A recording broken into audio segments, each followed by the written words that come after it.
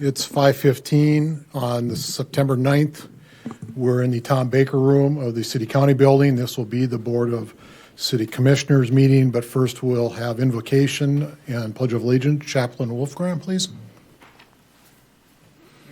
Commissioners, good evening. Let us pray.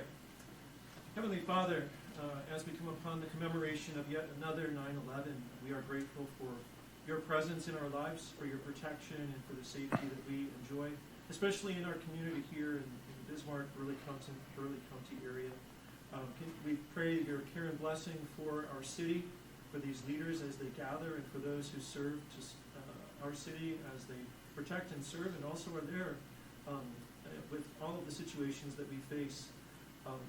We pray your care and blessing for our nation, that you would guard and protect us, that you would keep at bay those who seek our harm. Again, on these late summer days, we are grateful for the warmth of your love and the beauty of North Dakota. Grant us your peace as these people gather tonight, that they would seek your good and gracious will and honor you with their decisions. Grant us your peace now, we pray through Christ our Lord. Amen. I pledge allegiance to the flag of the United States of America and to the republic for which it stands, one nation, under God, indivisible, with liberty and justice for all. Thank you, sir. Thank you for your service. All right, to call the meeting in order, we'll call roll. Commissioner Risch? Here. Commissioner Zanker? Here. Commissioner Connolly? Here. Commissioner Cleary? Here. Mayor Schmitz? Here. At this time is public comment, but before we get started on that, in case there's anyone here related to regular item 3C, which was consider a request to hold a hearing of appeal for a zoning map amendment, that was pulled by the applicant, so it is no longer on the agenda. So with that noted, this is public comment. Anyone who wishes to speak, please come forward. Restrict the items to the last commission meeting agenda or anything that's on this agenda that's consent or is a non-public hearing item.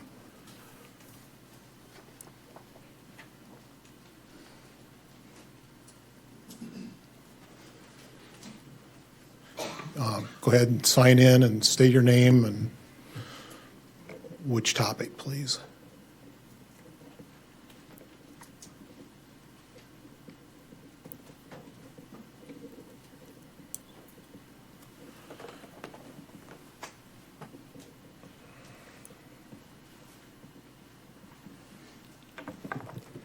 Good evening, Mr. Mayor, commissioners, members of city administration.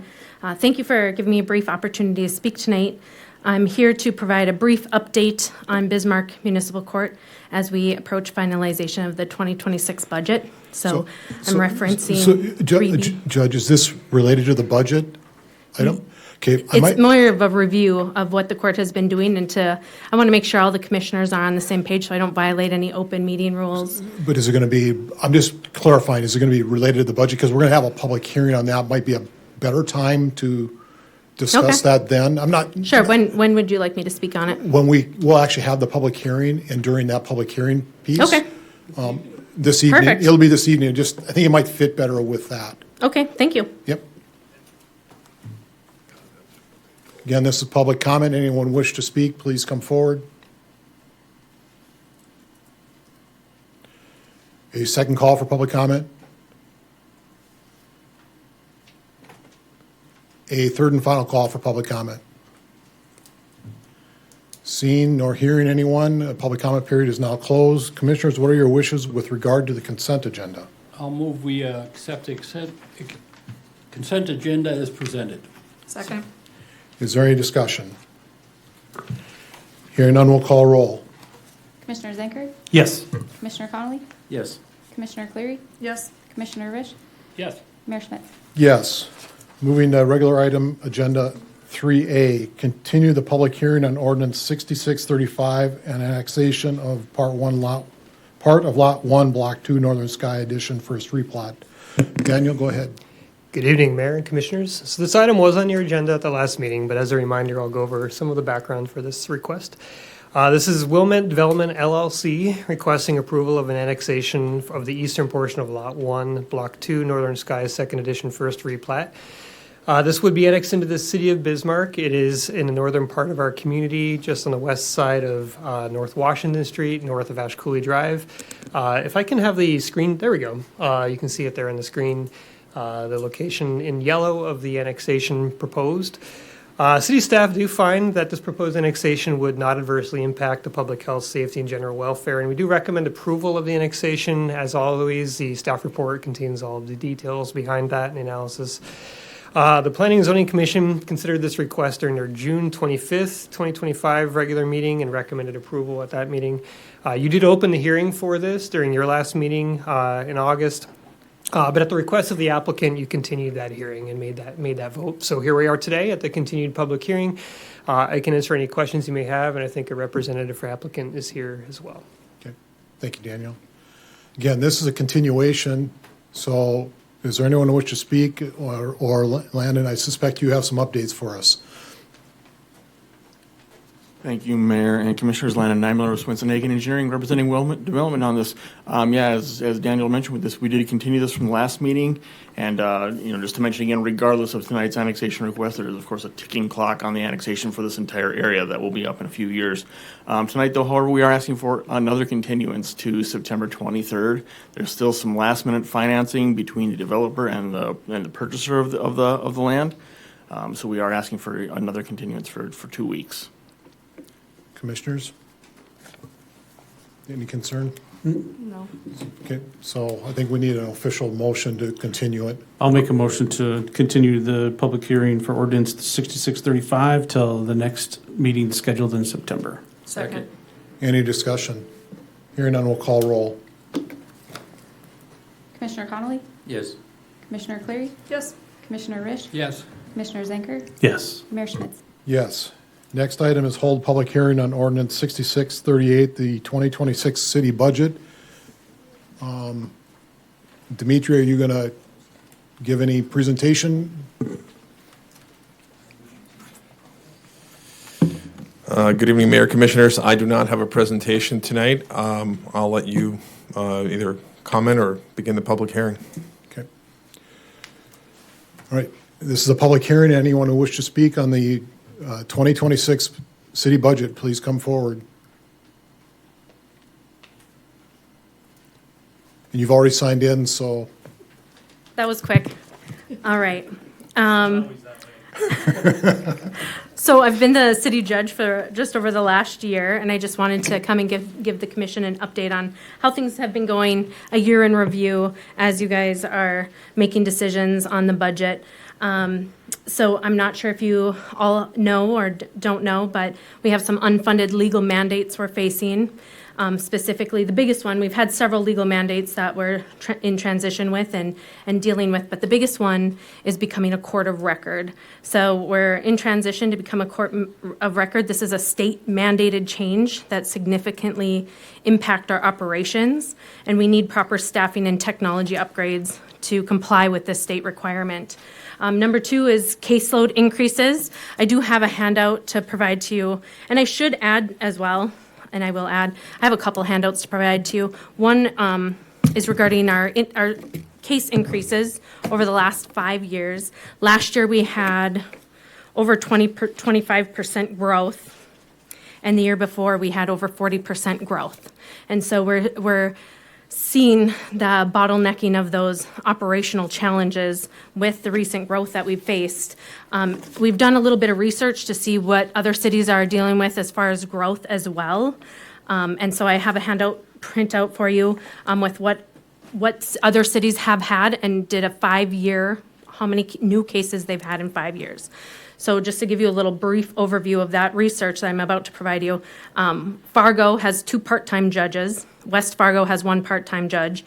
Fargo, in the last 5 years, had 62,839 cases. West Fargo had 20,490 cases.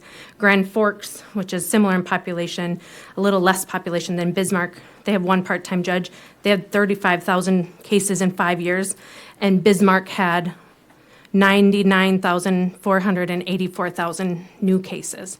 And so you can see that we are doing in Bismarck a caseload that is very significantly disproportionate to our population sizes of our counterpart cities. I'm not saying that that's a problem or an issue. It just creates some concern. Our staff has been handling it very well for the last several years, but we're coming to a kind of a critical tipping point with operations and management in the court, just based on those stats. So I wanted to. Judge, can I ask a question Sure. related to those? Is there any demographics as to what, that's a big difference in cases. What is the cause of that? Do we have any idea? Any ideas would be purely speculation. Okay. I don't know. I don't know if it's because we have a more robust police department. I don't know if it's because the commission has passed more laws and has broadened laws.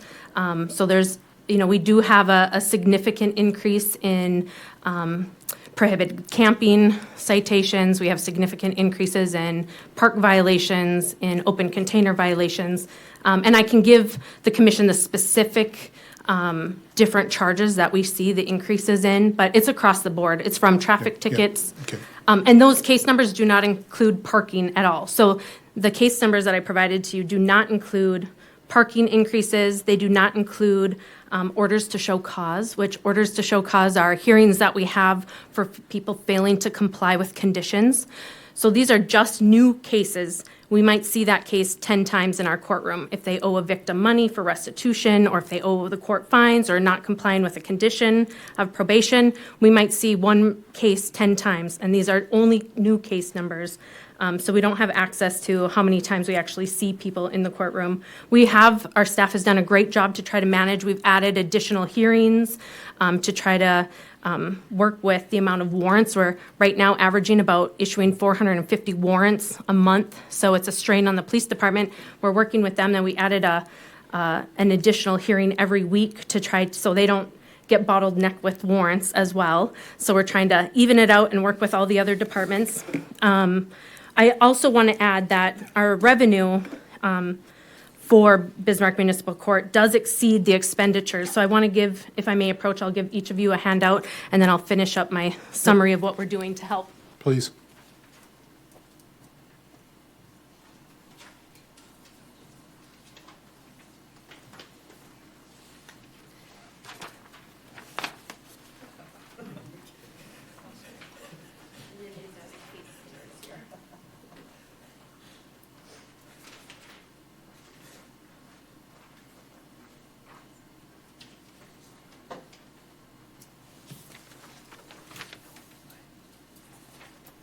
Thank you.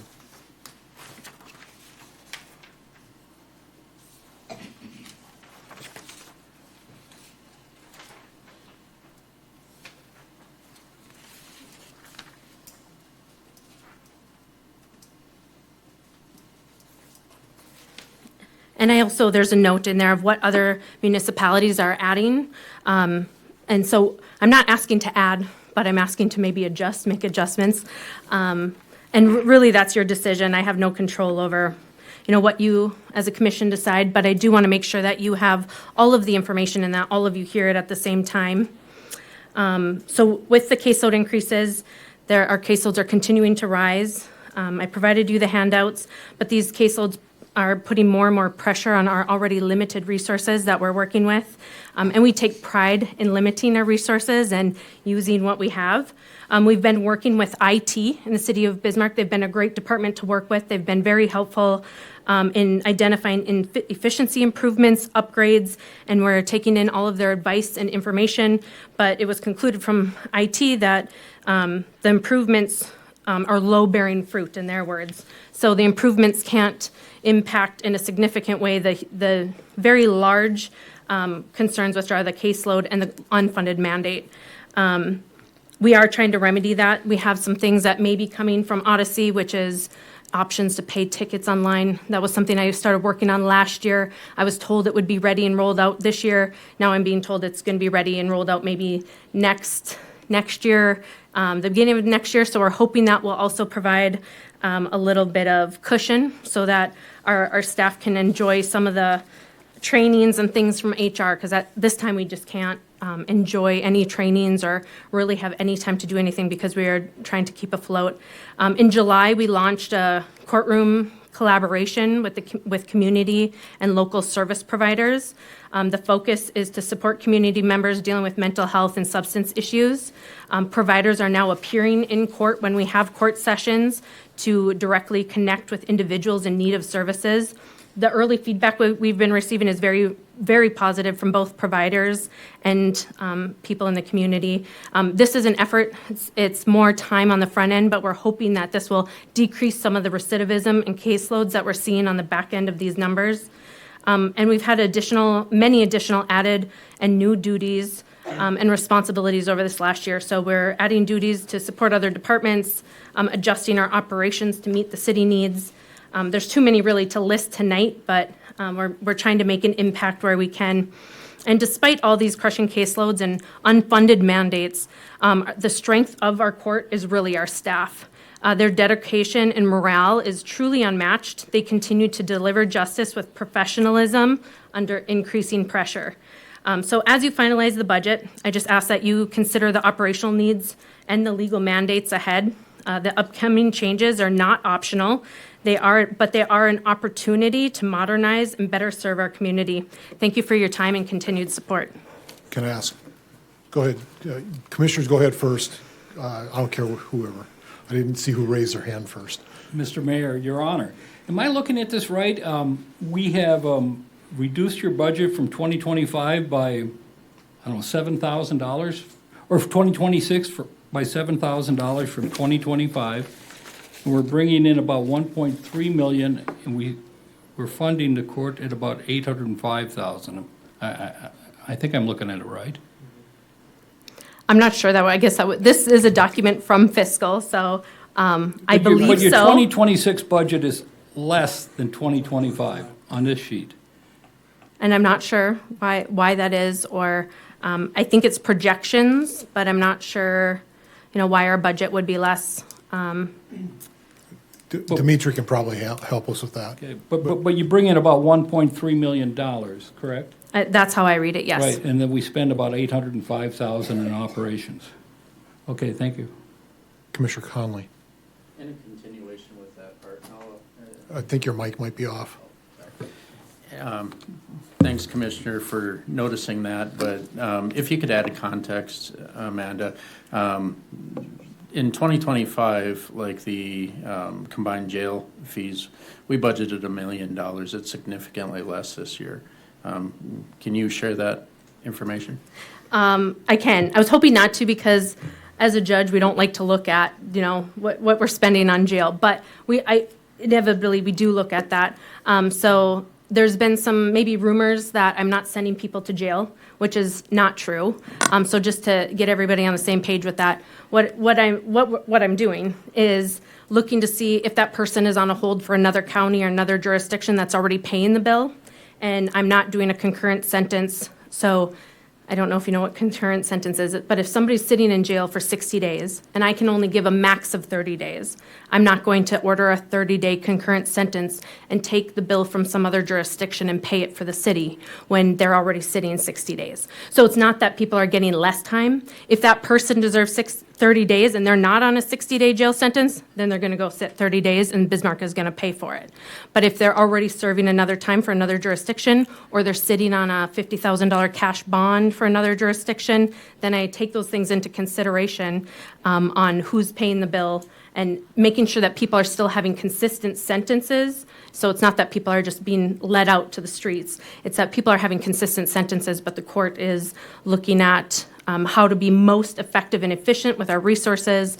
One of our strategies is to hopefully push resources to the front end and to save recidivism and resource and expenses on the back end. And that's one of the fruits of saving resources on the back end is with the jail bill.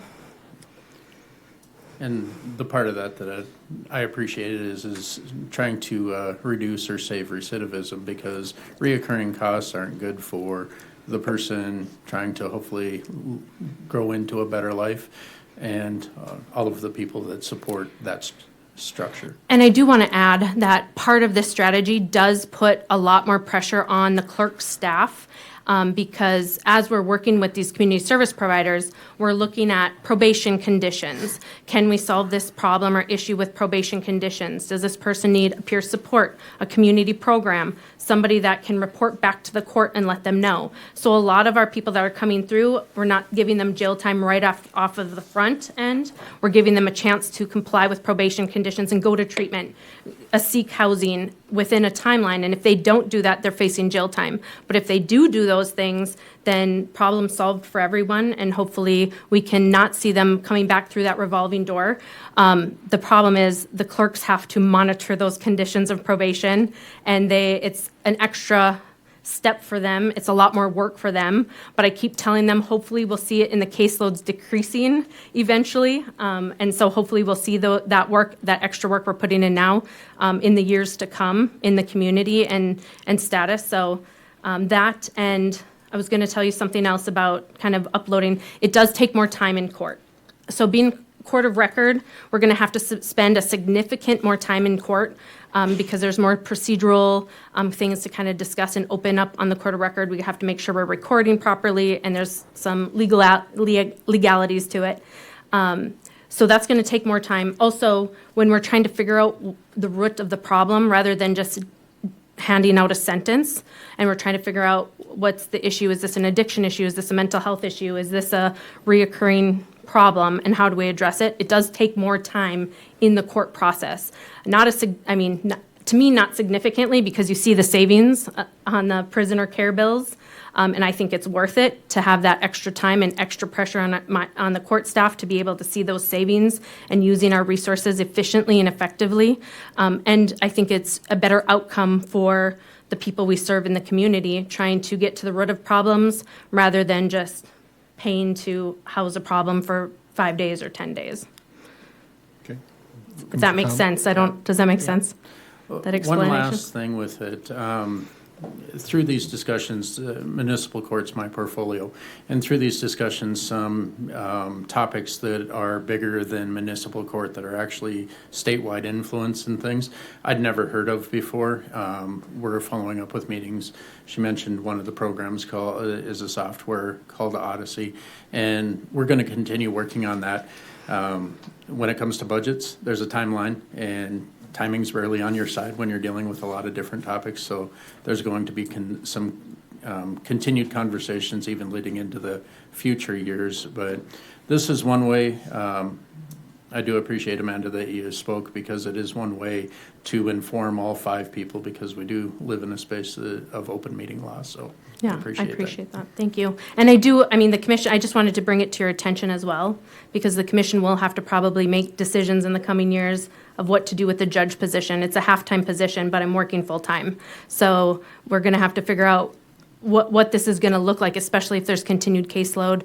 My solution right now was to add a position, a clerk position, because we're going to need another clerk in the courtroom to do the recording duties. And right now, we just don't have that option. At this point, I'm unsure of how we're going to comply with the state mandate.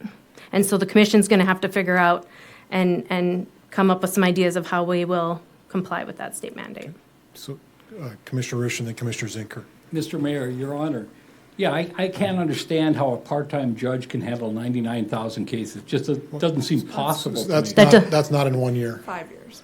Or even 20,000 cases. Yeah, five years. So Right, that's correct. That's 5 years. You're right. I think last year we had about 23,000, but that doesn't include parking. But if we pass this just as it is tonight, are you going to be able to operate in 2026 with this budget? In my opinion, no. Okay, can we add to the budget tonight? I thought this was... It depends on what we do. There's a lot Okay. of moving parts at the moment. Okay. Go ahead, Commissioner Zinker, did you have a question? Because I have a follow-up question for Judge. Yeah, and I do. Thank you, Mayor. So I do have a question, because in our packet, and at our previous, when we formally moved this to the budget approval, basically, you have a municipal court deputy clerk ask to the budget committee that's not funded. Yes, we asked for a Right. deputy clerk. So the question would be, what was it from the portfolio holder, and what was it in the budget committee as to why, if you're showing us these stats tonight, and I'm sure you might have had similar information at that time, what was the decision not to fund it? I can Go speak ahead. to that. I mean, Commissioner Clary. and certainly, obviously, there's other members of the budget committee that can speak to it too. Timeline-wise, I think was our trouble. We met originally with municipal court with Nicole. We were presented with the Court of Records, an unfunded mandate essentially from the state, but at that point in time, we didn't have a full understanding of what that meant. We did get some of those answers via the state as to, because I think originally we were thinking it all needed to be recorded and documented and able to be like sent out to whoever requests it. And then some of that was backtracked, it just needs to be recorded. That was at the initial meeting, it was presented, at least from my take on it, it was presented as if we are going to have to do all of this recording and transcribing, et cetera, we are going to need an entire new staff member. But then the way that it reflected back when we got some of those answers, it was like, didn't seem like it was as heavy as a lift as we originally thought. Then, after, I think, our preliminary budget, I might have my timeline wrong, Dimitri, but I think after we approved the preliminary budget meeting, we then met with the judge to discuss her concerns of this not being in there. At that point, she explained further, that was my first look at some of these dollars. And then with that meeting in August, I believe, we had conversations of how can we help. So she mentions IT because from my perspective, and I don't want to speak for the whole budget committee, we have a lot of FTE requests every year that we have to weigh the priorities of and the pros and cons of. Some of them get asked for year after year after year before we're able to fill them. And I think that when we were looking at this, she is still new in her role, and she's still figuring things out. Every judge is going to do things differently. Staff has to adjust. And so I think that at that meeting, we discussed IT coming in, doing a full overview of how things work, how they can help. Are there efficiencies that can help staff with? Because I think what you're doing is very helpful, but it does create almost more work for staff with the logistics of things. So What do I you think mean? that What can you clarify what I'm doing? like with the back end of spending more time in court, more documenting, like the logistics of checking where the warrants are, that, and not just giving out warrants and stuff. All of that's good, but I think that like all of it takes adjustment for staff, right? And I think that at least the impression that I got was that we were going to try to see what IT could help with, try to see, they've implemented their own things, but some of that stuff they were implemented earlier this year. A lot of those things, to streamline things, take time. We wanted to see how time can help those things. I guess when we met in August, we, I think, agreed to see what IT presents, and then we would meet after IT gives us their information. We are meeting again, but I think that it was more of, from the budget committee standpoint, I would say it was a little bit of not having maybe all of the information as to how important this is, and then also just having to prioritize things like the HR positions. Those have been very long overdue with the same staff and just the growth.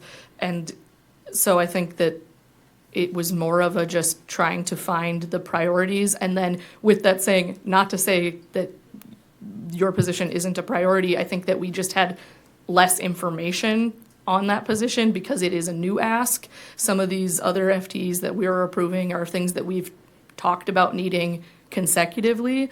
I also, I think that we all understand that adding an FTE is a long-term expense. We're going to add this FTE and it's never going to go away. So with that being said, I think the last conversation we had was how can we help internally, whether it's IT or legal or police, can we get things to move better for the courts so that our first adjustment isn't a new employee, that we're trying to, and I know that you've been doing stuff on your own, but how can we also help from other departments? that I think is where the conversation left off. But I do think some of this was timing. I don't Yes. know if I agree with you. I don't know if our opinions would have changed if we would have had all of this information at our first budget meeting with you. So I think that is part of my struggle, is that I think it fell at a certain spot in the priority list because some of that we didn't have all of the answers as to what it was needed for with Right. the state mandate. And it kind of came off at the first meeting that it was just needed because of the state mandate, not necessarily because of these numbers. So that is probably my take on it. I'm welcome to have Dimitri or Jason speak because I don't want to speak solely for the budget committee, but if you're wondering why we didn't fund it, I feel like it was that was the main reason, that it was, we didn't have this level of understanding as to why it was needed. It was a little bit more surface level at the start, and then our timing wise, by the time we did get these numbers, we had already had our first approval of the preliminary budget. So we're still trying to work. And see I how more understand we with the can help. timing, because Yeah. we feel blindsided by the mandate as well, because it's a huge undertaking, and, we don't have a lot of resources to be able to do it. So, Sure.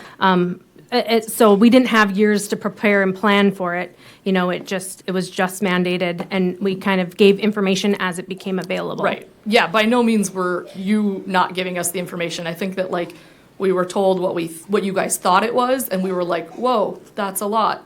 And then we asked questions, and the answers that we got from the state level, it seemed like it was potentially less time consuming than we originally thought it was going to be. But now with your explanation plus the additional growth, it's like, okay, is it achievable? I don't know. And that's part of why I'm here today, is Yeah. just to make sure everybody knows about the growth. I know I met with Mr. Mayor during his podcast, and I talked about the growth, and I talked about those numbers. So I was kind of, thinking that everybody was aware of the growth of municipal court, and that was my wrongful assumption. So, and that's partly why I'm here today, is to make sure that you guys have all of those case numbers and information. Yeah. Commissioner Conley? Thanks, Mayor, Commissioners, and Commissioner Zanker.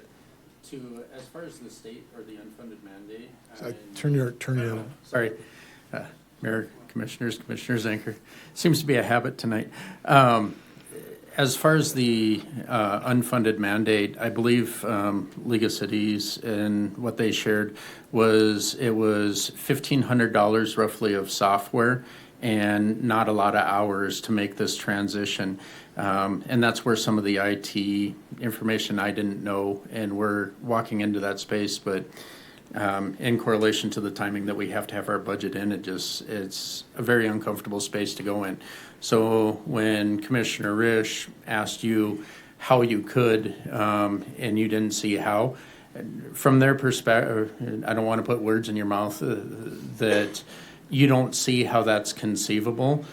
At the same time, I appreciate the fact that you came up here and said you're not asking for anything, merely making sure that we're all aware of it, because it'll be interesting as we learn and this process goes forward. And my only request would be is next year, make sure you come to that preliminary budget meeting as the lead of that department, because I think your voice in the room immediately would have probably had more weight. Yes, To be and I honest. apologize for missing that preliminary meeting, but when I'm supposed to be working 12 hours and I'm working 40 hours, it's tough. I had a conflict, but I did ask for a follow-up meeting for about 4 weeks before your preliminary budget was approved. So I did request a follow-up meeting And I'm several just weeks. asking. for I just the want to future. clarify, Yeah. because that was in motion. Okay. Thank you. We'll be seeing what we're considering. We got a lot to consider yet tonight. Okay, thank you, Judge. Thank you. This is public hearing on the budget ordinance for 2026. Anyone who wishes to speak, please come forward.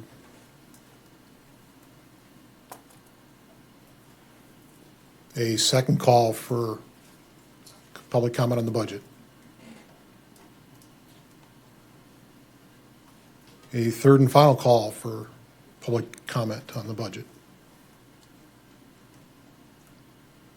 Seeing or hearing no one else, the public hearing portion is now closed. I think, Dimitri, I think it would be fair, for one, to get clarification on Commissioner Risch's question about 2025 budget versus 2026 budget for municipal court, there is a lower dollar amount in totality. So maybe you can address that. Thank you, Mayor Schmitz. Commissioner Risch, the difference is due to the salary savings that we've had with the change of judges and staff that have been here. I think one of the staff, I think Kathy, was here for a very, very long time. Yep. Okay. Commissioners, do you have questions of Dimitri or comments on the budget? Commissioner Zinker. I'd like to go back to this topic because I do have a concern that we're not going to fund that municipal court after hearing what the judge had to say. I look at it twofold, right? When she was first elected, and we had to have that conversation about reducing her pay and making sure it fell in line and the amount of hours that she's supposed to work. Well, I can tell you that the cost for a municipal court clerk is going to be less expensive than paying a judge, whichever judge it is, Bismarck, Minot, Morton County, it doesn't matter, is going to be less expensive than paying a judge a full-time wage, right? Or if we had to add a second judge. So I wonder if we shouldn't have just a deeper conversation about adding that additional person to that staff, just to, one, take some of the workload off the current people that are there. Any one of us in this room that owns a business understands what good quality staff does and what it does for your business. And two, I mean, if our caseloads are that much, and this person can take some of that off, I'd rather hire this person now than another judge in 3, 4, 5 years or something. I just throw it out there for discussion because now's the time to do that. Even with technology changes, sometimes technology is only as good when it works, and that it doesn't always save time, but it just does makes things more efficient. Commissioner Cleary. Yeah, I mean, would definitely think it's worth discussing, because I think that part of one of the reasons, like I said, that it was not one of the FTEs that we approved was some of it had to do with how we got the information. And like Commissioner Connolly said, we thought that this Court of Records was going to be this big lift, and then League of Cities or the state kind of came back and was like, these are the things you should need. We don't know if that's accurate. They might be underselling that. We might be, they think that the not fun part of an unfunded mandate is that we have a lot to figure out with that, and how that workload flows. I think that I struggle with where we make adjustments, because I do feel like a lot of the other FTs that we approved and the other things that are on here are equally as high of a priority, I guess. So, I mean, we can certainly have that discussion. So this leads into my point of discussion, which I think there's people here who are. Yes, thank you. Appreciate that. So I've evaluated a lot and looked at what is in the preliminary budget, from compensation adjustments and cost of living, and what I am seeing in the workforce that I'm dealing with in particular, and what the state is doing. And so whether or not anybody agrees with me or not, in the preliminary budget, it's a 5%, which I think was made up of 2% for cost of living, 3% for cost of living and 2% for merit and other market rate adjustments. The state is at 3%, and that's what they passed, and that's what they actually for 2 years in a row. In my own business world, that's where we're seeing is about 3%, maybe some adjustments for promotions. So if we would go down the road of saying 4%, leaving 3% for cost of living and 1% for some of those market adjustments and compression adjustments and promotions, that's about $340,000 to the general fund alone of potential budget change, reduction, which, if I equate that back to the 3% cap on property taxes, it's almost 1% of the property tax revenue change. Not quite, like 0.95%. I.e., that would be one place where we would find some additional dollars for the budget to be able to fund a position, for one, or two, just looking at what the budget is and being cognizant of what the fact is what the reality is in the world that we live in today. So I throw that out there as further conversation around positions and compensation. And by the way, our budget right now, we're going to use some of reserves anyway to fund a couple of the capital purchases that were already planned for. A fire truck, for example, and some reserve. So we're going to have to move dollars out of our reserve fund to balance the budget regardless. So, go ahead, Mr. Commissioner Mayor, Risch. I'm just looking at the administration. We got a new engagement officer. I'm not sure what that is. Would easily, without that, we could easily fund the clerk. And then another communications officer. We've got two. So the we've got two communication, now, right? the communications officer is actually only half a position because it was already half funded Okay. by the administration. The other half was coming out of public health, and that public health portion is going away. I've got an issue with the, or suggestion about the pay raise, and I don't have any problem with the 3% and the 2% merit. I mean, I think we need to treat our public employees fairly, decently, pay them well, be competitive. But my concern about the pay increase is the percentage pay increase. We keep doing a percentage pay increase year after year after year. And what happens is the people at the highest end of the spectrum get the most additional pay. And when they do that, year after year after year, the gap between the lowest paid city employees and the highest paid city employees continue to broaden. Morton County gave a flat pay increase to everybody. Everybody, county employee, got the same amount of increase. And I understand the percentage deals with the cost of inflation, this, that, and the other. But what happens is if you've got a department head that is making 3 and 4 times as much as his lowest paid employee, his pay increase is 3 and 4 times as much as the lowest paid employee. So I've got a bit of compassion for the lowest paid city employees that we have. I had one city manager say to me, you know, I got people working for me, they make half the amount of money I make. I don't know how they make a go of it. So my suggestion is that we do the 3% as a flat 3% dollar amount for every employee. And Dimitri's a bright guy, he can figure out how to make that work. And then the 2%, leave that as merit so the department heads can figure that out. The end result will be that the people at the lowest end of the ladder, lowest paid employees will get a better bump than they would have, and the people at the top will get a bit less of a bump than they would have, and it will help reduce this spread between the highest and lowest paid employees. So my recommendation is a flat 3% and a 2% merit.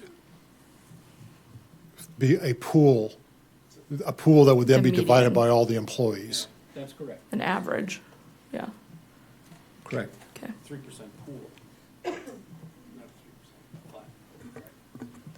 Pool. We'll call it a pool. Well, I mean, to get to your even number. Yeah. Commissioner Clary. I guess I just want to, continue to discuss my concern with either of those options, I guess, not to say that they wouldn't both work to solve some of our issues, is that when we talk salary increases, bonuses, et cetera, a lot, like, this has been an ongoing discussion. I think 11 years ago, we had a compression study done. We made some adjustments. I'm not 100% sure about that because I was not here, but they weren't necessarily followed for much longevity. I think that Dimitri might be able to speak a little to that. But we also did another compression study 2 years ago. And to Commissioner Risch's point, there is a huge gap between your highest paid and your lowest paid employee, but where that we have the most compression issues is kind of that mid-range employee that has been working for the city for, say, 8 years, but because we have had to increase the hiring rate, they are not sitting at median or much higher than the rate that we bring a new person in at because of having to stay competitive when we're hiring. And so I think that I don't know if the flat pool rate helps with that compression issue that we have. If anything, I feel like it might make it more challenging. I also struggle with, like, if we do that this year and then we switch back to a percentage rate and we're alternating, that kind of leaves a very interesting dynamic as the commission. Obviously, we're not all five going to be always sitting at this table year after year. The faces at this table change. So what does that mean versus, I think when we look at what the compression study showed us and why we're doing it the way that we're doing it, it's most effective if we stick to the plan that we created. I think that the reason that we run into the compression issues in the first place is by taking step back from salary increases one year to fix an issue, and then we're not counteracting with a higher one next year. My concern with some of that would also be that I would consider this budget year very high on like the maintenance side of things. Other than the committed funds like the police and the fire that you talked about, we don't have a high dollar amount for fleet replacements this year. We don't have a high dollar amount for like big projects. We have the Hay Creek lift station and other like planned projects, but nothing astronomical. And there are going to be years in the near future where the fleet replacement plan has a higher dollar amount. And on years like that, you're much more likely to see a pay decrease. And I hate to take a step back on a year where it is manageable if then next year we're not going to be able to counteract it at all. I just think that this compression plan existed for a reason, and to not follow it after we went through the work of doing the study 2 years ago, I think is where I struggle. I understand that there is room to make an adjustment so that we could bring in this other position or find a better version of fighting compression, but I worry that like we jumped through all the hoops to figure out how to make it work best, and then we're not going to listen to that study is a struggle for me, I guess I would say. Commissioner Mr. Risch. Mayor, just to clarify, if we did a flat 3% or a pool 3%, the people at the top would get a little less. The people at the bottom would get substantially more. The people in the middle are going to be about what they would have got as a plain 3% pay increase. And we're not going to bind next year's city commission or the year after. Whatever they decide, they decide. So to one of the comments, I don't think that whether it's 4 or 5% with the 2% or 1% being for merit and promotion actually affects compression. It actually gives the dollars available to address the compression, which I am told is about $100,000 of what we need to fix whatever compression we have right now. At least that's what I was told, just this within the last week. So I think there's enough room for that, because that's like $350,000 in the general fund only. And I'm just more respectful of the fact that, if we put in salary increases, that is an ongoing cost that will be forever perpetual, and that will create more stress on our budget next year when we may have more capital replacement needs. So I'm trying to purely look at what's fiduciarily responsible and what the market is probably saying in employee compensation, and also knowing what our probably largest employer, or one of our largest employers in the metro area, is doing. And that's 3%. So we'd actually be more than that at 4%. So that's, and then I do think we need to look at what we provide for accommodation potentially to municipal court, whether it's, we set 4 there, but we still evaluate, can we handle it with technology or not, but at least it gives, without having to come back with a budget amendment for another FTE. Commissioner Yeah, Zinker. right, and Mayor, thank you for saying that, because that's true. I mean, we could put it in the budget, and then they still got to go through the process, so the budget committee make sure it's a valid person or that needs to be filled. And you can save it and say, hey, and until we get what the true details are of the mandate coming down from the state, maybe you don't need it. But you're right, next year at this time, or April of next year, we don't have to worry about hey, all right, we do, they come to us and say, hey, we do need this. And then we got to make an amendment or something. I think it's always easier to plan for the worst, hope for the best type thing. And I think putting that FTE in the budget is that exact analogy. Okay. So, Other thoughts? We're beating this. This is a big item. Like, honestly, this is the biggest piece of our budget is compensation. Oh, absolutely, and I'm with Commissioner Zinker. I think we should put it in the budget, and I've got one area where we can save a little bit of money to help fund it. The fire department has a request in to replace their Ford Expedition. I went up and I drove the Expedition. It's got 62,000 miles. It's 2012, excellent condition. I think we should hang on to that for a little while longer. I personally have a 2012 Expedition with 232,000 miles on it that I would drive to the coast, so we could save ourselves $60-some thousand just by pulling this Expedition out and using it for a little while longer. That would go a long way in funding this clerk position. May I say, Commissioner Risch, I don't mean to contradict you or anything, but this is, the vehicle is a one-time cost. Okay. I'm This just would be an talking about ongoing. next year, just next, for the 2026, it would help. Understood. Sorry. My apologies. Commissioner Zinker. That is a proverbial kick in the can down the road, and I've fought that ever since I've been at this seat, and it's brutal. You know, we can save it. You know, we don't need to do that this year. We could do it, and then all of a sudden we have big expenses. I can take you to multiple buildings that we own in the city where we've kicked that proverbial can down the road, and it costs us more later. And we So- finally started to address those issues. Right. In a big way. Exactly. That's you. Who's our competing mics? Yeah. Commissioner Clary. I guess I just would like to speak to that point as well. I'm not gonna like die on the hill of removing this expedition, whether we keep it or not, but I guess I would make kind of a similar point to my point about the compensation.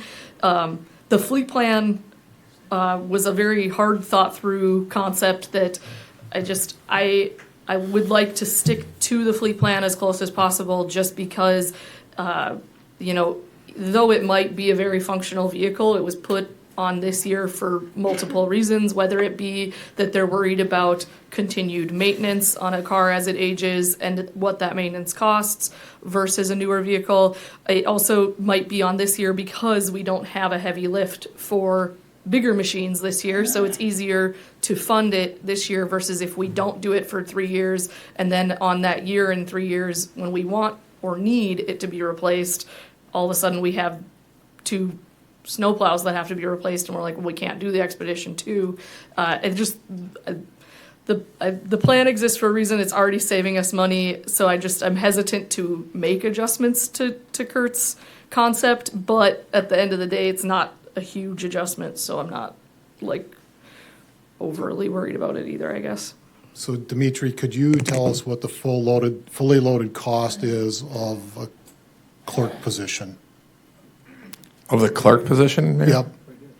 88,426. Okay, but, okay, so it's on the record. Okay. Other thoughts? Mayor, just a quick point of clarification. The state's increase, I believe, was told was 3.5% increase for 26. Just to clarify.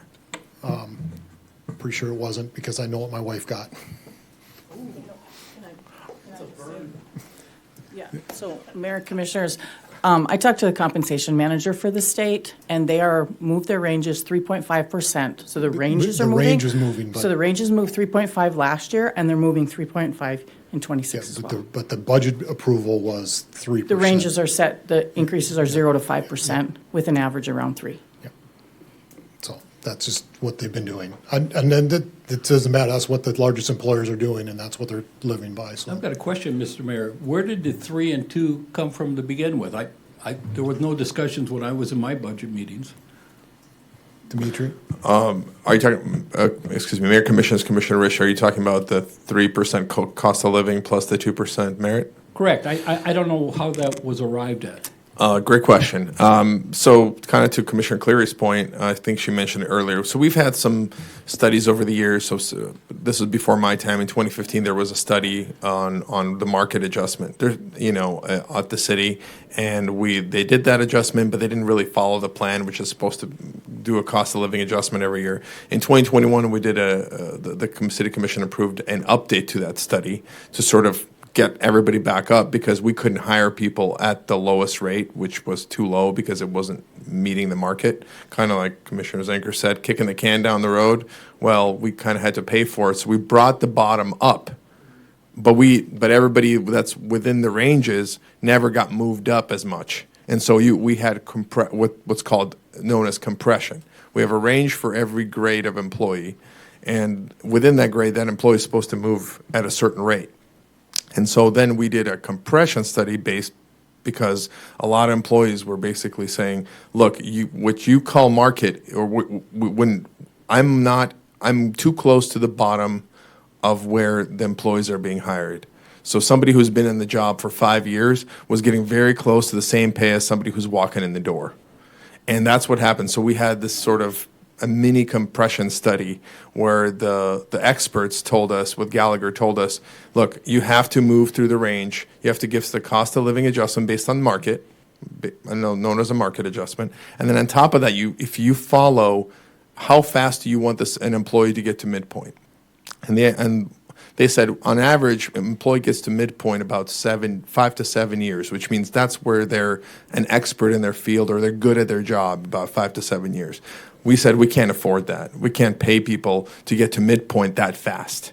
And so our solution was, hey, we'll get to midpoint in 10 to 12 years.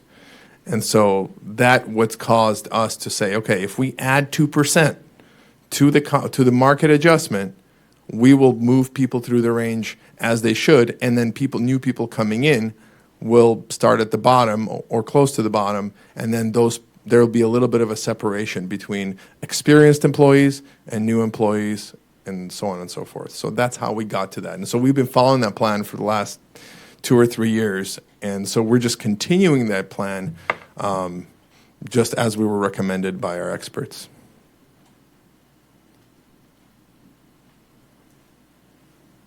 Any other comments? I got other comments about the budget overall. What we have to do is keep trying to find efficiencies, and I'm going to give a couple examples. At the police department, we've got this new software program called Axon, and Axon will help officers draft reports and save thousands of hours in staff time. So that should be an opportunity for us, if not to reduce staff, but at least keep a lid on additional staff going forward, because we have this AI technology that can help us with it. And in the police department, I've been working with our new chief, who's a great guy, doing a great job, and looking at getting a couple electric vehicles. Each year, we spend about $26,000 just on fuel for a patrol car, $26,000. And North Dakota has some of the lowest electricity rates in the country. So the anticipation and some of the analysis I saw, an electric patrol car can cut our operating costs by almost 50%. So we're looking at doing that in the police department. We're not going to go all in, but we're going to try a couple of police cars, electric vehicles, to try and reduce costs, reduce maintenance, reduce fuel costs, and things of that nature. Plus, the officers tend to really like them because they go very fast and they don't make any noise. So that's a positive thing about it. Are you advocating for speeding? Only when they're chasing the bad guys. Only when they're chasing the bad guys. But you can turn the noise on or you can turn it off if you're sneaking up on a bad guy. I was at the landfill 2 weeks ago, and I went out there shopping. They've got a store out at the landfill. You can bring your paint and stains and chemicals and whatnot, and leave them at the landfill if you're a Bismarck resident, and then you can take what you need. So I shop at the landfill on a regular basis, but Toby Sheldon gave me a tour of the landfill, and it's a pretty amazing place, and that's your portfolio. But he was there, and he gave me a tour of the landfill, and I picked up a bunch of paint and stuff. And he said, now with the new garbage trucks, they already have been able to eliminate 4 positions.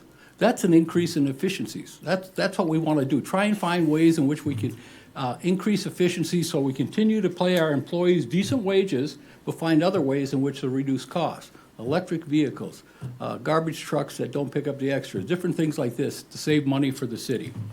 The last thing I wanted to comment about is when I look through our budget and our funding all the time is all the money we spend on insurance.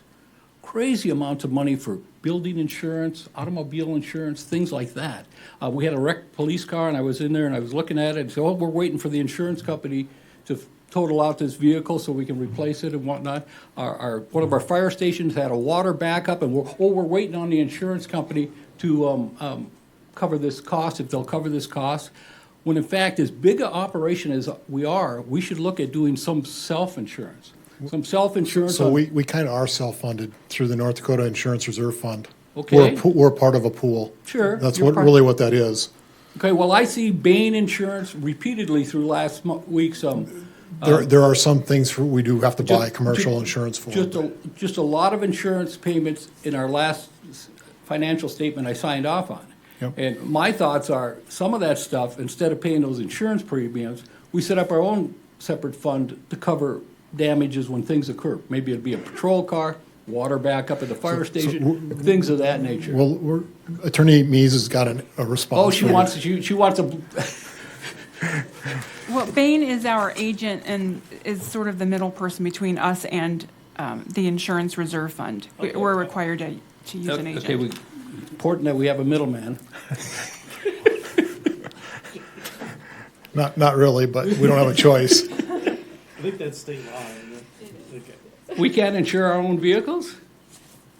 I mean, we'd have liability insurance, of course, big liability insurance, but as far as the cost of the physical vehicle, I don't see why we couldn't absorb those things. We are, under state law, we could be self-insured. There's some things that we can't self-insure, like workers' comp, we have to use WSI, but there are some things that we could self-insure. We could study it. I can tell you it's going to be a big number up front to put aside. I'm not sure that our reserves would be very well positioned at this moment, but it certainly would be something we could study. I'm not disagreeing with self-insurance. We're already part of a big self-insurance fund. We could take some baby steps.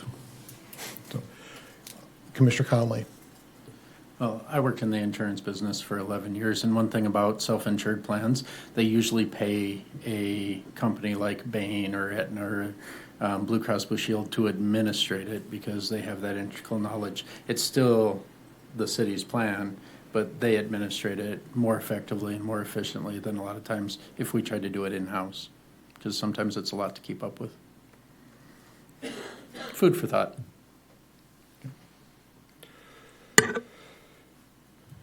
Anything else? So and this is a small item, but you all might throw fire at me, but I'm going to bring it up anyway. Again, I'm trying to be responsible and be wise to what I think we have with the property tax dollar limitation moving forward, and for sure for this year. But in the past, the commissioners' salaries have all been adjusted based upon whatever we passed as a budget number for the employees.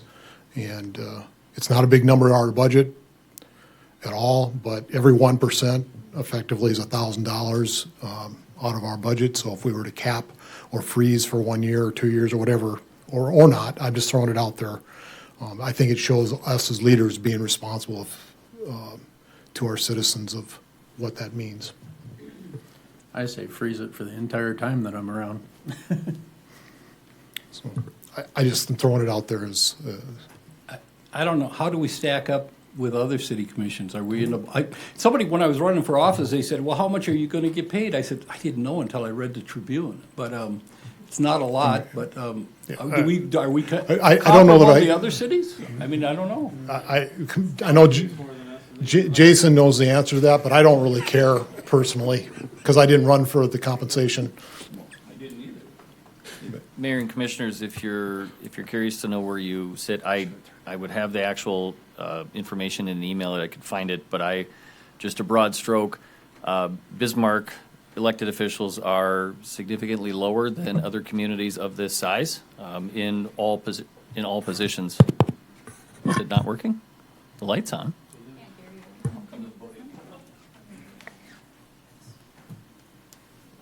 Apologies, Mayor and Commissioner, we had tech troubles over there. I don't have the actual numbers in front of me. I could pull them up. We did a poll earlier this year with like-sized cities in North Dakota, and just based on the larger cities, Fargo, Grand Forks, Minot, Bismarck is the lowest of all of those for both the mayor position and the city commissioner's positions. Fargo is a little unique in that they recognize a deputy mayor, and so there's kind of 3 tiers of salaries for those positions. But where the 5 of you are today, it is kind of at the low end of like-sized cities in North Dakota. Go ahead, Commissioner Risch. How do we compare to the county commission? Mayor and Commissioners, I don't have the exact numbers for the county commission, but it's my understanding that the county commission salaries are higher. They're equal across all 5 positions, but I believe the county also provides a healthcare benefit, and if you are a county employee, if you're essentially elected 2 times, you are then eligible for their county pension plan as well.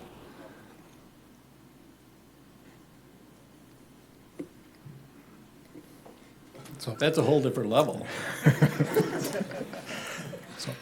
Again, I only bring these things up as things to consider for what we're doing, and also just as elected officials to be respectful for what the mandate has been on controlling property taxes. And our number is not a big number. It hardly affects the budget, but I don't figure my hourly wage for having this no, position. I'll not tell you even that right close. now. No, I didn't run for that purpose. So, Commissioners, what are your thoughts with regard to the budget and the ordinance so we could ultimately get something over to the county?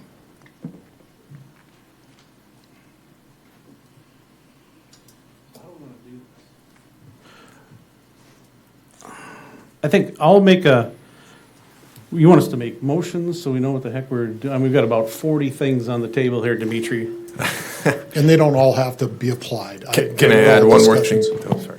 Can I add one more thing to your? I emailed this to you. I just want to give you. Oh, that's great. The dedicated funds. Or committed, I should say.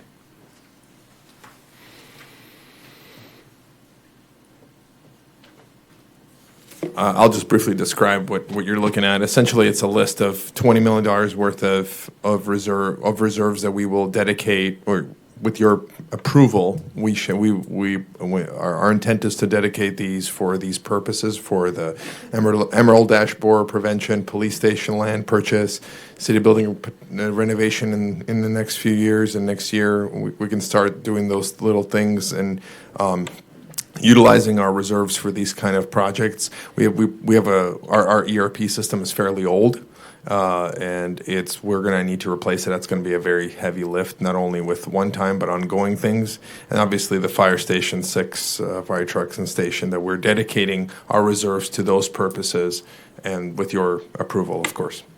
Commissioner Risch. Well, first of all, I don't know what an ERP system is, and so what is our total reserves now, and what, $20 million is a substantial amount of money. So with this budget, we would be spending $20 million out of the reserves and not putting anything into the reserves. Is that correct? Correct. Correct, Well, this would be actually committing the reserves that we have to future projects. And the purpose for that is if we were going to go back, we have a reserve policy that says we're supposed to be X percent, I think it's 40% of our general fund expenditures. And I believe we're over that at the moment. In fact, Correct. I know we are. Yep. But this would be allowing us to allocate part of those aside so that when we come to paying for the next fire station and the next fire truck, we have the dollars set aside without impacting the 2026 budget, because we would never be able to handle these inside one budget. But then beyond that, I don't know what our reserve balance is off the top of my head. I can't remember.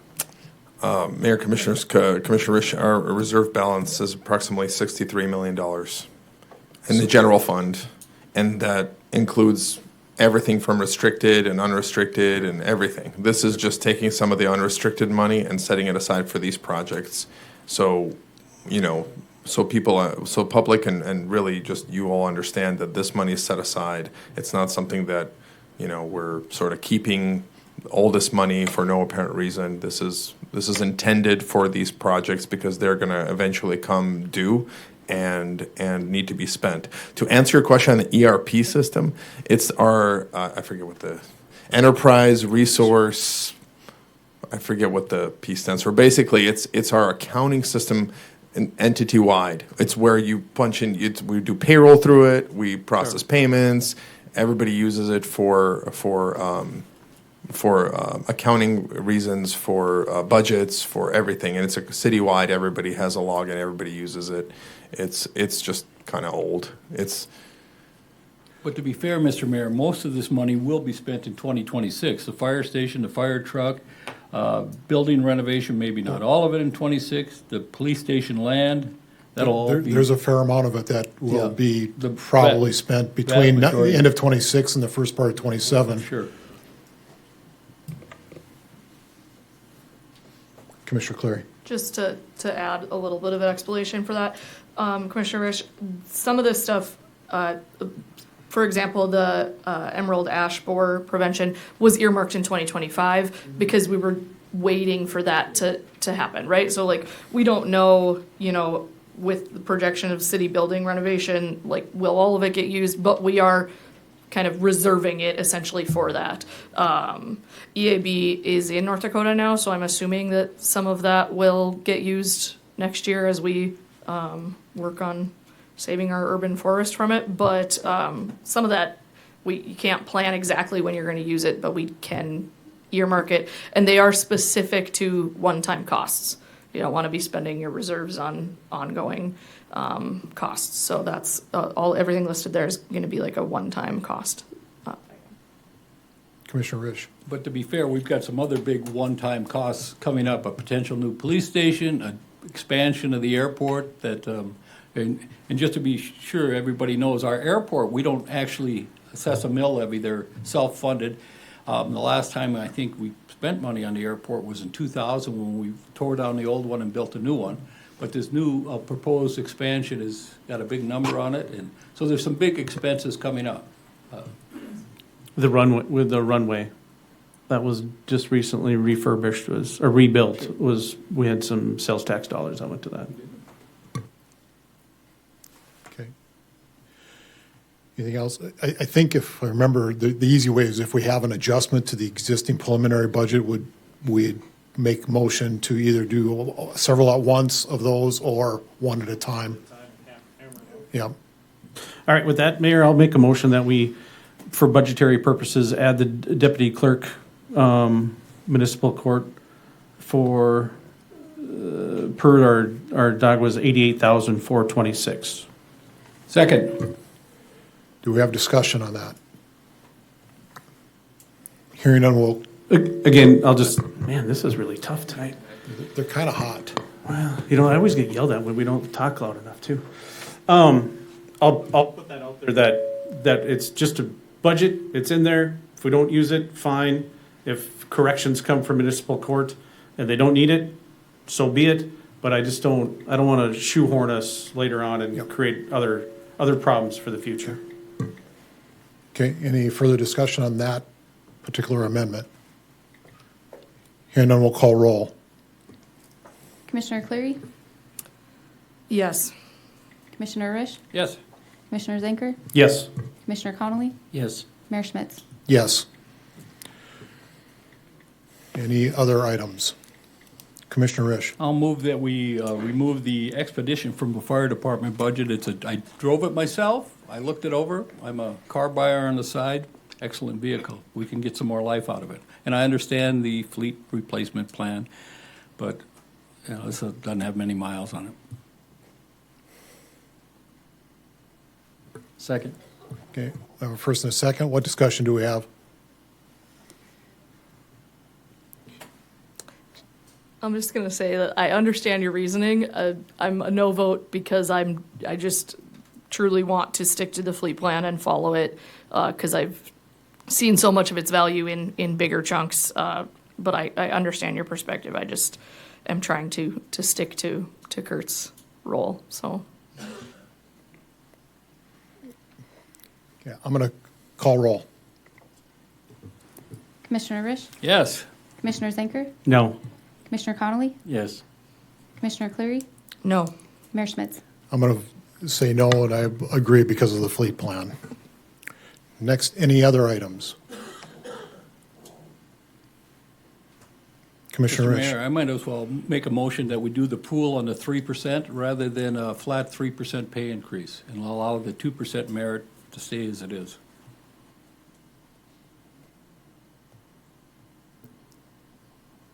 I'm going to second for discussion. And I promised Dimitri I wouldn't put him on the spot and make him talk about his own salary. But I guess I understand what Commissioner Risch is presenting to us, but I'm just curious from a financial perspective, if we do this and we do it for 1 year with the intention of like obviously discussing a percentage, going back to a percentage next year, or letting obviously every commission year by year decide that, how would that affect the compression that we've been trying to fight? Would there be a better balance in going with a 4.5 raise to make room for that position we added, and leaving a couple extra dollars to just manually adjust compression? I guess I'm just wondering if you have a perspective on that. Thank you, Commissioner Cleary. I will say, so I'm just doing some quick math. So anybody who's about 70, or, low 70s, thousands per, like if somebody gets paid, let's say $72,000, they'll get 3% with that method, with a flat 3%. So anybody above that will get a lower and lower, and anybody below that will get higher. So it'll sort of create a gap, and so it'll catch everybody from the bottom up, but everybody at 73 will basically get compressed. So everybody below 73 will bump up against that 73, and that's the fear that we have, is that it's just going to create more inequities in the pay plan that we currently have. If I may make just my personal recommendation to the commission, obviously you are all decision makers, is that if we were to do something new, let's do it next year. Let's not try something completely out of this world this year. But that's obviously, I'm just a lowly finance director. I don't know. Okay, we have a first and second. Any other discussion? I'd just say, what we have with the straight percentage is a widening. That's what widens it now, because the highest people get the most, and people in the bottom get a small amount. That's what widens the pay differences between our employees, a straight percentage. I'm not sure what the median pay is, Commissioner Risch. That's kind of my concern. Is I think it's somewhere around there, and what that's going to do to the pay ranges. I'm just not sure. I'm not really for or against the idea. I just think I'm not sure what it's going to do. It's going to give some guys at the bottom a pay increase. Well, sure, yeah.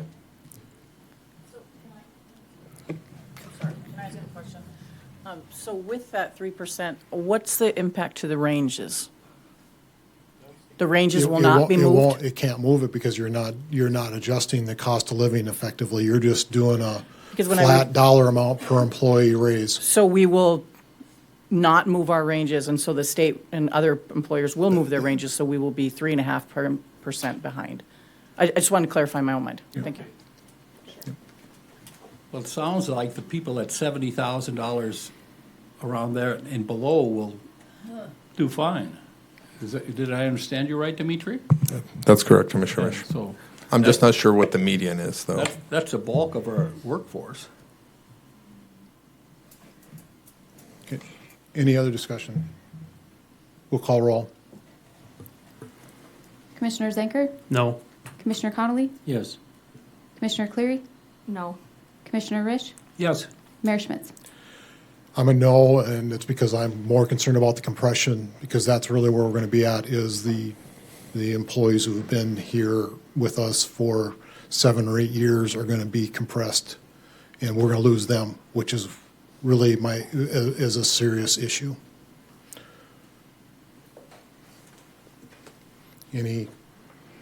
That fails. Any other? Go ahead, Commissioner Conley. I make a motion to freeze the pay for all commissioners and the mayor's spot. For this budget. Yep. Second. Is there any discussion? Well, I didn't run for it for the pay, but our pay is meager compared to the rest, and I'm not afraid. I spend sometimes 20 hours a week. I'm going to vote no, just because, out of principle. We're not doing much for the budget, and 3% on a very little amount is not going to be much, so. From a political standpoint, oh, rah, I'm freezing my own salary. But from a practical standpoint, when the county commissioners are essentially paid at least twice what we're paid, and we're so much more productive, I'm going to vote no. Okay. And I only, Made this one of the better budget meetings we've ever had. and I only pointed it out, again, I don't think it's a major budget. Can I item second to that me. notion? I don't think it's a major budget item. I only want to point it out as like, I want to make sure we're being respectful to. We can donate our salaries entirely then. We can. So I just wanted to point out there, like, I also accept the fact that I did not run for this position for the compensation. I ran to do good for the city. Yeah, I think I would agree. I mean, obviously, I think if any of us were here for the compensation, there's probably other things we could be doing with our time. My one concern was that we're freezing it just for 2026, because I just don't want to put any situation where the next, 2027's budget committee and commission is held to what we vote tonight. So I guess I'm fine freezing it for a year. I'm fine not. I just didn't want to do it for continued years. I'll make one further comment, and maybe this might be even what I would think is most appropriate, and we can decide how we vote after that. But I would be more inclined to say we've capped the commission salaries at cost of living, whatever we determine the cost of living is. So that'd be a lesser amount than maybe what is ever approved for the rest of the employees. But no. That's my last comment on that. Any other comments? So we have a motion and a second. We'll call the roll. Commissioner Connolly? Yes. Commissioner Cleary? Yes. Commissioner Risch? No. Commissioner Zenker? Yes. Mayor Schmitz? Yes. That's just for this year. All right, anything else?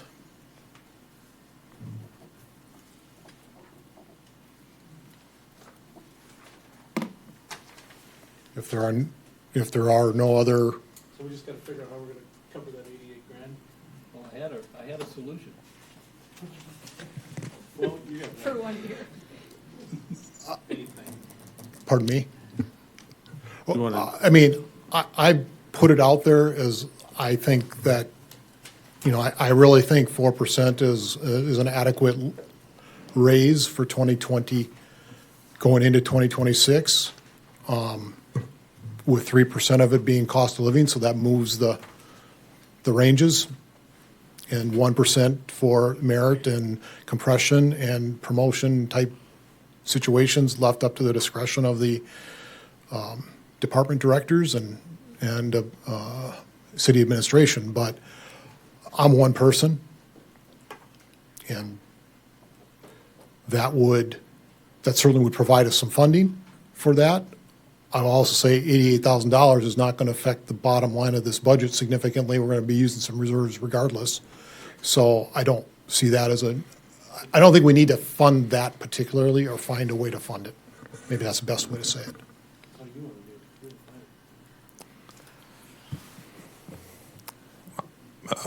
Mayor, Commissioners, I would say, I don't think it's just that significant of a cost at this point, but it's just because we saved a lot of money on that fleet plan. I mean, can I just be honest? I will piggyback on what Commissioner Cleary said. That fleet plan saved us a lot of money this year, and I can't promise that'll be the same next year. This is an ongoing cost, so. But the way that is put into the current budget, if 6 months into 2026, it's been determined through whatever other savings there are in technology, that position is not needed, it doesn't then necessarily become a continuing position. If that's a stipulation of, And which is that's the how- commission. And that's how it was passed. So this position is, to clarify, if you can clarify this for me, Mayor, Commissioners, that this position will only be funded if it is proven that is needed, or by Correct. the Budget Committee, or Correct. who's the? Yep, by the Budget Committee. By the What- Budget Committee. Right. Yeah, whatever our process is to fill vacant spots. Okay. Right? Budget and They employment. still have to follow the Yep. same scenario as whether E- Public even- Works or, Even when we have a position that yeah. leaves, we go through that same process. Correct. Should we fill it or not, Yep. especially certain positions anyway. Understood. Mayor. Good. Yes. I mean, I guess just Dimitri, an example was when we approved last year, we approved firefighters, but they were on hold as we were waiting Okay. for the station. So I think it's okay for us to approve a position and then we still have to, it still has to get approved to start the hiring process at a certain point. Because I think we're gonna still be continuing conversations with courts as far as how IT is helping, how legal and police are all streamlining stuff. So I think like she's still going to need approval to hire, and that doesn't have to happen today. So it can't happen today. So I think that that's fine. I personally, again, just going to reiterate what I already said, would prefer to leave the compensation, or the increase at the 3 and 2, just because of the compression study and the planning we've done and we've put into it. I think adding this position in, Dimitri and staff and budget committee will figure out how we are going to absorb that. I hate, again, to lower the compensation increase or budget salary increases on a year where we are doing a lot of routine maintenance and lifts that we were expecting to make. I think with 1176 in place, there are going to come years where, because of big equipment expenses or big projects that come across the board faster or, as more of a surprise than this year, that we are going to have to make adjustments to salaries because of the 3% cap. This year, fortunately, is not one of those years. And so I don't want to do a decrease for the sake of doing a decrease on a year where we're not being held to it by the 3%, where it's like our only option. Because I think that there is potential that will come up on years where we have a higher fleet purchase or bigger projects. And I just would rather make sure we stay the course with our compression study and continue forward with it. And I think that from what Dimitri says, we can figure out how we add that position into the budget without adjusting the salary increases overall. So I'm not going to beat it in the conversation any further, but actually, the larger our percentage of increase for compensation is today is going to make our potential issue with capital needs and equipment replacements more difficult conversations because we'll have a locked-in higher compensation budget forever. So that's part of my concern. That's part of my reason for let's be respectful and still make sure we're giving adequate raises, but let's not lock ourselves in forever that extra 1%, which is effectively $340,000 a year on the general fund budget, just the general fund budget. I'm still not clear where the 3 and 2 came from. Was that? It was cost of living of 3%. Oh, I understand that. I Because understand that. that's but- approximately what the cost of living but is. who made the decision on the 3 and 2 for the budget? The budget committee, Okay. that was their initial recommendation. So, but I'm done talking about that. So if there's nothing else, then I would entertain a motion to adopt the amended budget, including the utilization of the dedicated reserves to fund the shortfall, which is for, I don't remember the pieces of equipment other than the fire engine off the top of my head, but there was some other pieces of equipment as well.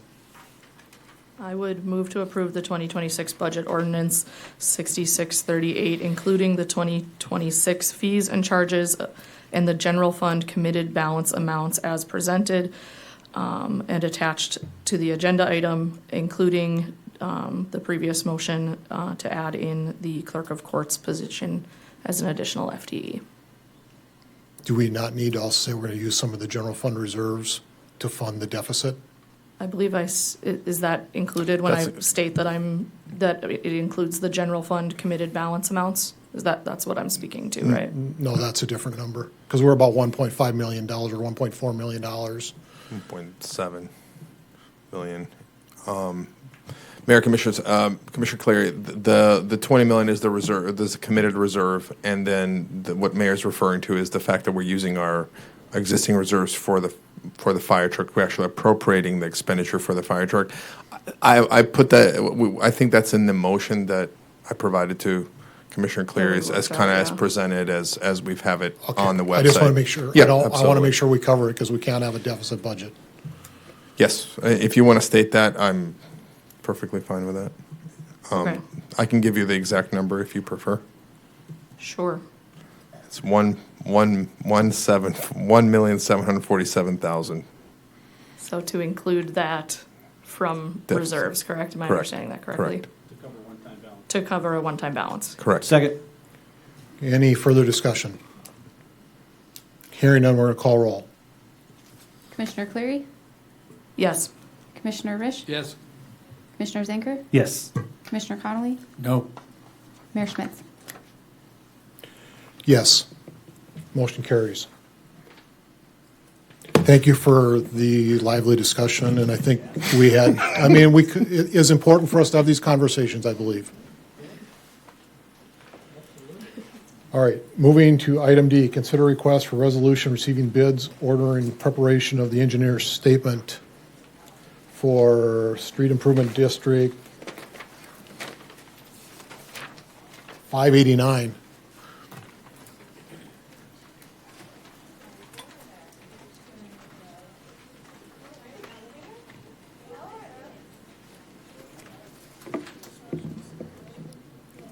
Go ahead, Gabe.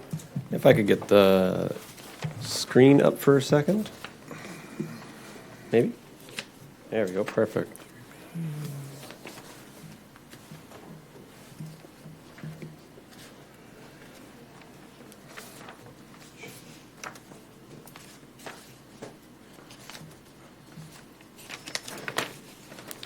Mayor and Commissioners, Street Improvement District 589 is new construction for improvements of roadways within West Region Medical Second Edition. We opened bids up yesterday. We had 3 bidders on the project, with the low bid being Knife River Corporation with a bid of $681,793.41. Our recommendation is to approve, but I do want to note that this is, some of the property within here is in a commercial district, and our development policies require developers to prepay 40% of the pavement costs. And one of the 2 developers has paid that, but the second of those 2 developers has not paid that prepayment amount yet. We've contacted them a couple of times, and so our recommendation would be to award to Knife River of this project, but to hold site plan approval for that particular project until such time, or for that parcel that has not paid its prepayment until such time that that prepayment is received. Commissioner Risch. I just, Gabe, Mr. Mayor, Gabe, the low bid is considerably above the engineer's estimate. Is because these people are really busy and they've got a lot of work and they're,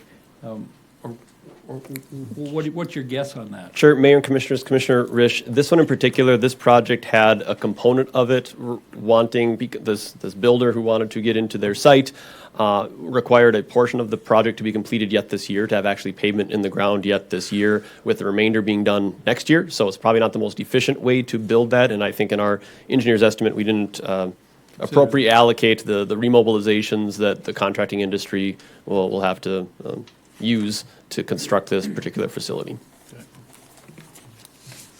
Move to approve as presented. Second. Further discussion? Hearing none, we'll call roll. Commissioner Risch? Yes. Commissioner Zanker? Yes. Commissioner Connolly? Yes. Commissioner Cleary? Yes. Mayor Schmitz? Yes. All right, we're moving to other business, and I know that I've got 3 items for other business that we'll have to attend to. But does anybody else have anything? Commissioner Risch. I just, and this is Commissioner Cleary's portfolio, but I want to remind our good citizens that next week is free landfill week, but don't bring any tires out. And when you're out there, stop by the city store and pick up some paint or chemicals or different things, because it's free for city residents. Yes. And Alicia runs the store. She does a great job. Thanks, Commissioner Risch. Okay, anybody else? All right, I'm going to call on Jason.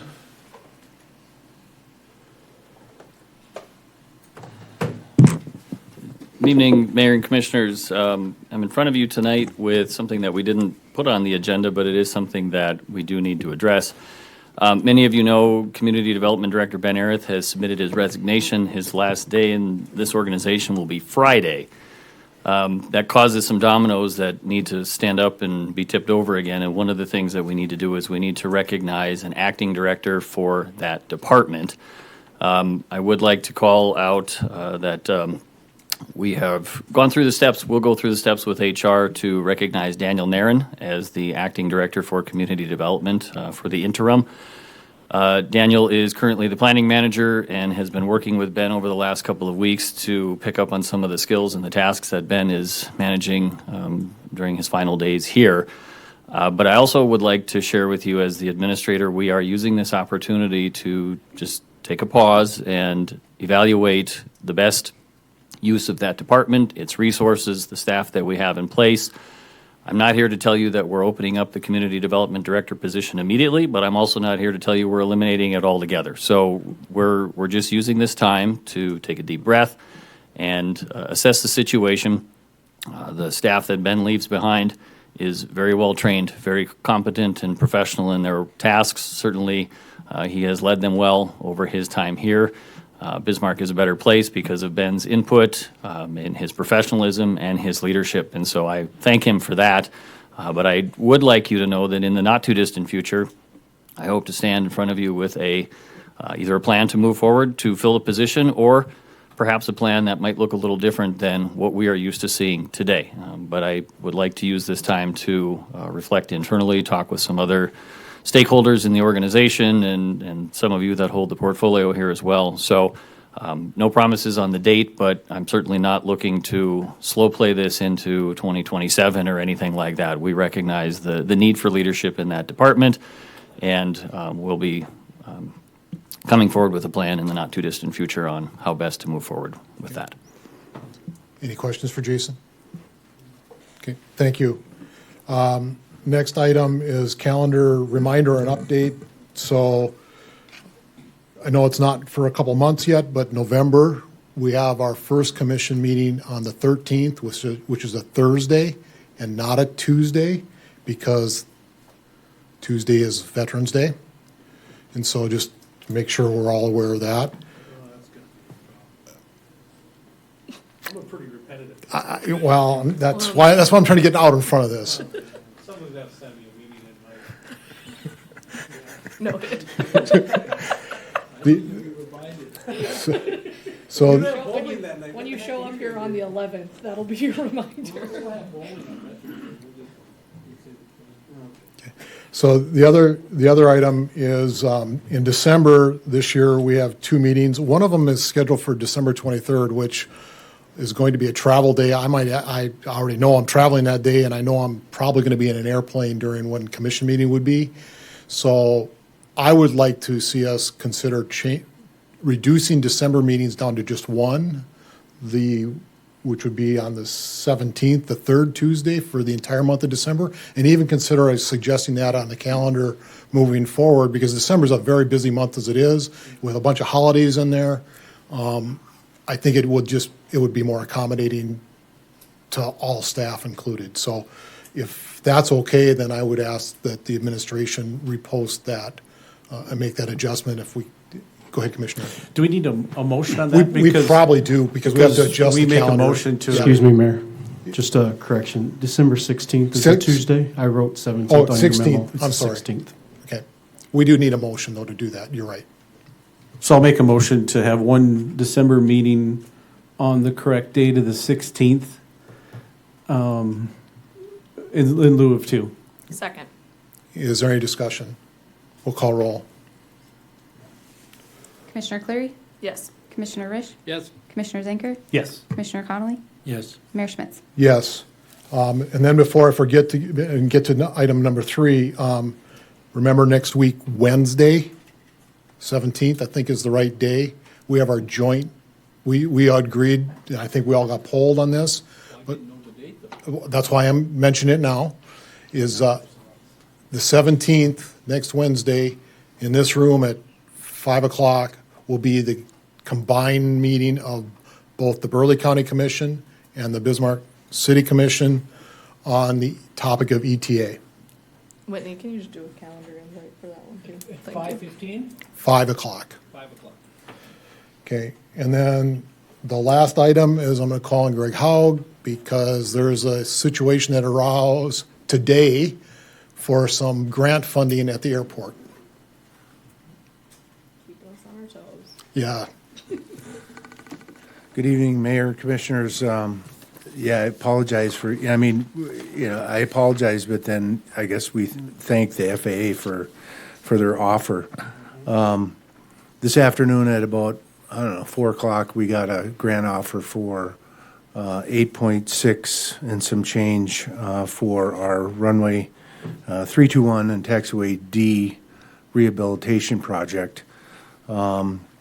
And, like I said, we just received it late this afternoon, but the FAA needs a response from us by Friday.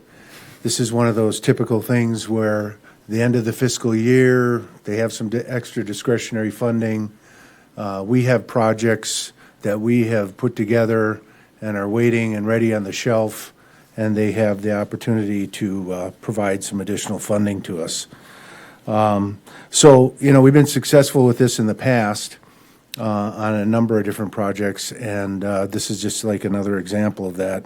But in the interest of your time, tonight, we really just need your approval to accept the grant offer and then authorize the mayor to sign the grant offer electronically.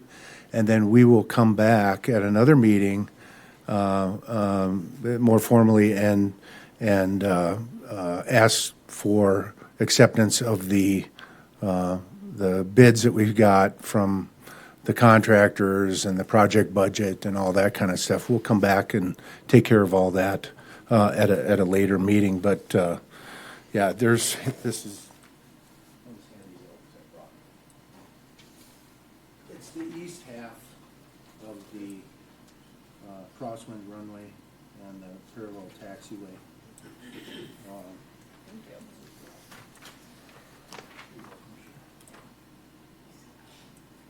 Yeah, so this project does the east half. We had to break this project up into two pieces. And it's it's not reconstructing, it's rehabilitating the pavement. It's also laying out the new cans and conduit for changing out the lighting. The lighting has reached the end of its useful life. We're also fixing the blast pads on both ends of the runway because it was noted by our certification inspector a number of years in the last several years that it's a little bit wavy out on the ends. The ground needs to be nice and level and graded and all that kind of stuff. So there's a few extra additional things that we have to do to continue to meet our certification with the FAA. On the second half, when we come back later, hopefully we'll get another grant to be able to fund the other half, hopefully next year. And it'll be the same thing on the west side, but then there's some additional drainage work that's going to be done in between the main runway and the taxiway, and then another grading of a little grading of an area that was noted by a certification inspector just in the last couple years. And then they'll put in all of the new LED runway and taxiway lighting, at that time. So they'll install the cans, and we'll just continue to run with our incandescent bulbs that are on there now, because you can't have half and half. So if we can get approval to accept this grant, then we'll come back with the bids and the project budget and all that. So, Commissioners? Mr. Mayor. Yes. Greg, will this, we're trying to gather up as much funding as we can for the airport expansion. Yeah.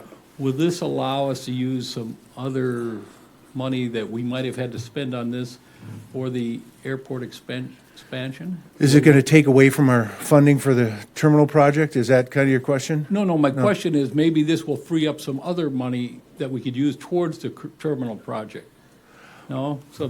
Yeah, reserves we budget whatever? this stuff and we do these projects. It's, on an on-demand basis, and when the grant funding is available. FAA told That's us it. that we have to do this runway Sure. rehabilitation before we get to the terminal project. This is one of those things Sure. where, if you look at our pavement condition index study, our numbers are going down, each and every year on this runway. And we wanted to do this runway and taxiway before we did the main runway, and they told us, no, you need to do the main runway first and then come back and do this other one. And now we're just finally getting to it. Commissioner Zinker, you're nodding because you remember, as airport commissioner back then, that But did you have money budgeted for this out Yes. of our, okay, so that money, some of that money we won't have to spend because we're getting this additional funding? Or might have to do the rest of it, I suppose, I don't know. yeah, our share, this is a 95% grant. Pretty big. And there was a little extra money, I should say, too, that came our way that's paying for the design costs for the west half. So that's also included in this 8.673500. So we got a little bonus funding to get a head start on the design, which we have right now at the independent fee estimators right now. The design is complete, and we're getting the fees estimated so that we can negotiate the final cost on that. So, just one more thing. Yep, we need a motion. Okay, I'll make a motion that we allow Greg to accept this and allow the mayor to sign electronically to agree to it. Second. Okay. Any discussion? Hearing none, we'll call roll. Commissioner Rish? Yes. Commissioner Zinker? Yes. Commissioner Connolly? Yes. Commissioner Cleary? Yes. Mayor Schmitz? Yes. Thank you. One last call. Anybody else have any other business? If hearing none, we stand adjourned. Thank you.